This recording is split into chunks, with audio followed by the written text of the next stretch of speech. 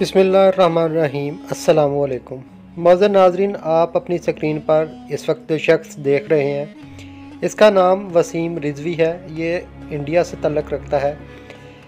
یہ شخص 1 سال پہلے مسلمان تھا اور اس نے دین اسلام کو چھوڑ کر ہندو مذہب کو اپنایا، اور یہاں پر بات ختم نہیں ہوتی۔ اس شخص نے قرآن پاک کی 30 آیات کے خلاف عدالت میں مقدمہ درج کیا۔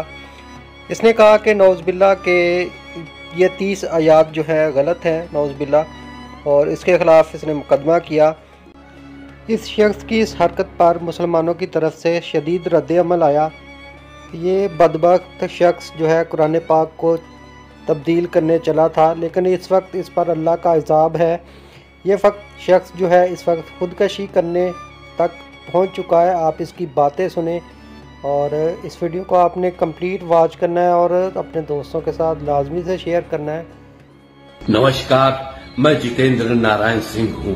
آج سے 1.5 سال پہلے میں وسیم رضوی ہوا کرتا تھا۔ میں بے گھر ہو گیا، میں نہیں ڈرا۔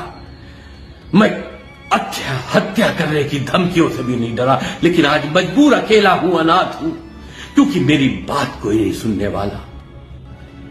میرے خلاف جو فرضی مقدمہ لکھوایا گیا، میں سناتن دھرم کے سبھی سنگٹھنوں، مہامنڈلیشوروں کے دروازوں پر گیا، ان سے کہا کہ بھائی میری اچ ستریہ جانچ کرا دیجئے۔ پرانے لکھنؤ کی پولیس اپنے اونچے ادھیکاریوں کو گمراہ کر رہی ہے، ان کے دباؤ میں ہے، نشپکش جانچ نہیں ہو رہی۔ CBI سے جانچ کرا دیے تاکہ دودھ کا دودھ پانی کا پانی ہو۔ ان ملاؤں کو بھی بے نقاب کیا جائے جو سناتن دھرم کے لوگوں کے خلاف ناجائز سازش کرتے ہیں۔ لیکن حالات بد سے بدتر ہو گئے۔ میرے خلاف فرضی مقدموں میں چارج شیٹیں بھیجی جا رہی ہیں۔ چوک سے بھیجی گئی، تھانہ چوک سے بھیجی گئی، تھانہ سعادت گنج سے بھیجی گئی۔ اب تو مجھ پہ غیر ضمانتی وارنٹ لے کر میرے گھروں کی قرقی کی نوبت آ گئی ہے۔ میں نے بہت دکھی من سے دیش کے راشٹرپتی مہودیا سے اپیل کی ہے، اکشا مرتیو کے لیے پتر لکھا ہے کہ مجھے انومتی دی جائے، کیونکہ میں بہت ڈپریشن میں ہوں، روز ایک قدم اپنی سوسائڈ کی طرف بڑھ رہا ہوں۔ میں اکیلا ہوں، میری آواز کوئی پہنچانے والا نہیں۔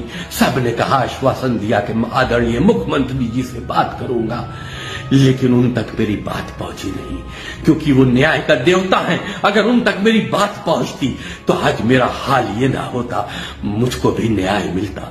میں مجبور ہوں، میری مدد